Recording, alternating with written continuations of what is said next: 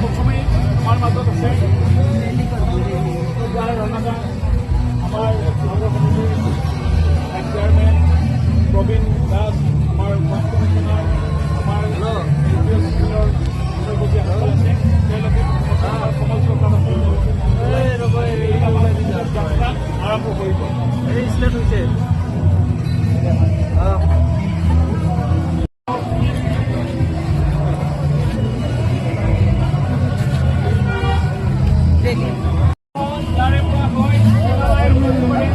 Gandhi road হৈ ৰৌমাৰী মছজিদৰ আগে বাওঁফালে ঘূৰি ৰাজীৱ ভৱনৰ পৰা ওলাই আহি আকৌ ইয়াত উপনীত হ'ম।